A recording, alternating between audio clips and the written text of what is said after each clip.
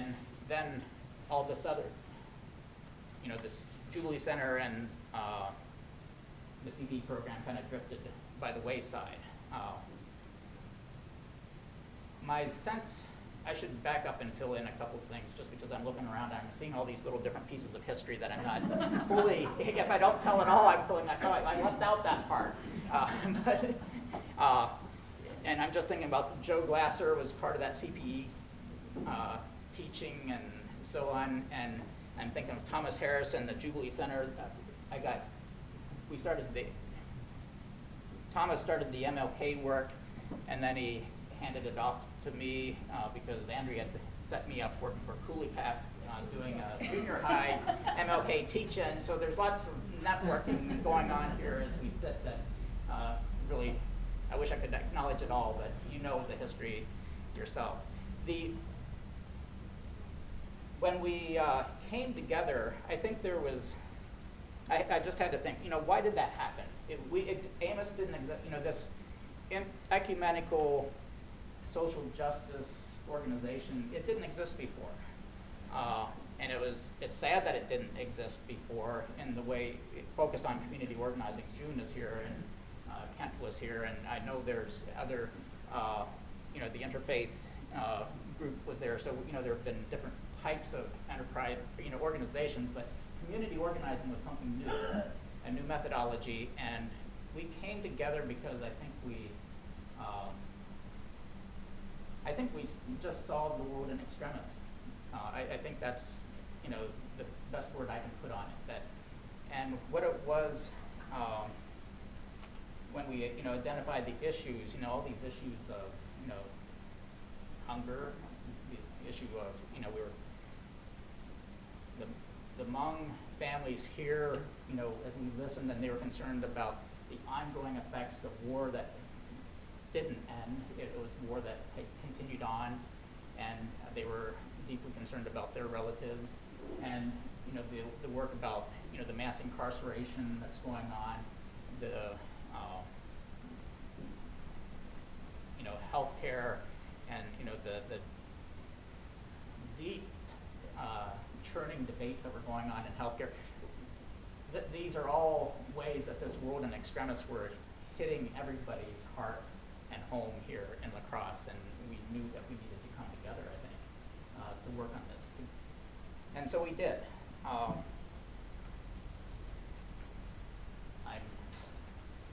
kind of wandered away from some of what I was going to talk about. It's your party, you can't. Okay. Andrea woke up this morning and was singing, "It's your birthday, you can cry if you want to."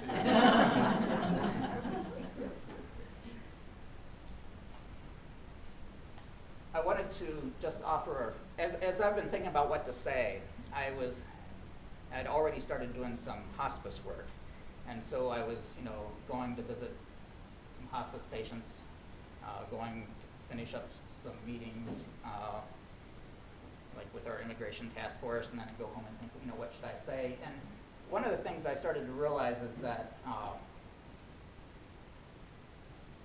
there's something in common between these two pieces. I tried to think, there's some reason why I'm at home in Amos, and there's some reason that I'm at home in hospice. And what I was thinking is, the thing they have in common is that neither of them does denial or despair. If you're going to do social justice work, you have to see the world in extremis with your eyes open and your heart open. If you're doing hospice work, it means you're facing cancer or whatever it is you're dealing with your eyes open, which means you can't do denial. And if you're going to, and I think both, there's this expression that you gotta, keeping on, going on, is something you just have to kind of live. You have to realize that you're in this with if you're going to live every day that you're given, and if you're going to make a difference in the world while you're living, you just have to have what I would call, well, you can say it two ways. You can say not doing denial, not doing despair, or you can say it positively. You can say living with a radical hope. And I think as I look around this room, I see people who live with radical hope. And that's what has powered Amos throughout the years. And it's why I know I'm comfortable saying, okay, I need a break, I need a change, I need, to do some hospice work at this point in time. And I know Amos is going to continue to move on with radical hope. That's something that a lot of people in this world don't have, partly because they don't have the faith roots, or sometimes they've been really just overwhelmed by the media saturation that teaches them to be so afraid. And people are taught to be fearful. As soon as you turn on the TV, it's going to jump out teaching you to be afraid. People with radical hope are people that can just kind of hold on to themselves, knowing that this work isn't,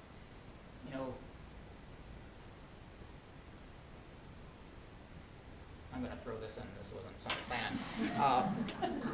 I can teach you what your life purpose is. This is something I learned from somebody else. It's not my own, but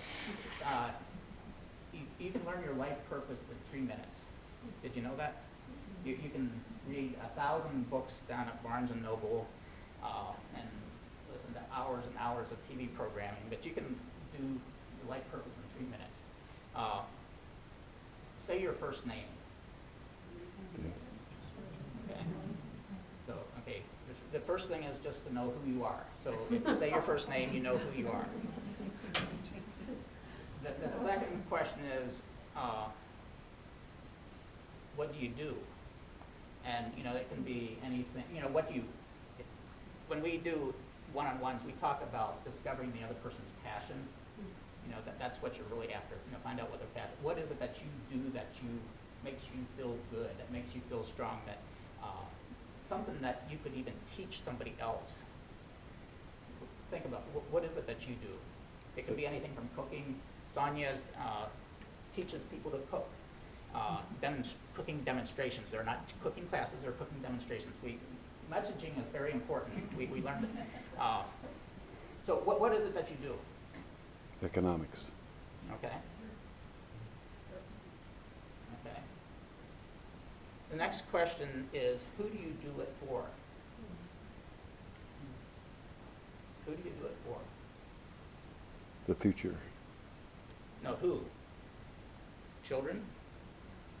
Next generation, people who, there's, who you do it for. The next question then, what is it that they come to you, what brings them to you that you do that for them? Why are they coming? Sometimes, if you're like a hospice volunteer, we'll go and read a book, that's what they're doing. The person is there not to hear the story, it's to share the companionship, to relieve the isolation, to have the connection, to not be afraid. So it's, are they coming because they're afraid? We have to understand why they're coming, why we're meeting. And the last one is, how is that person transformed by what you do with them? So if you're the hospice volunteer, maybe what you're doing is actually relieving people's fear. You're not reading a book, you're not volunteering. What your purpose in life is to help people feel safe and comfortable and whole. Now the beauty of that thing is it only takes 3 minutes or so, but the other part of it is that 3 of those questions, the most important 3 of those questions aren't about you. They're about the other person.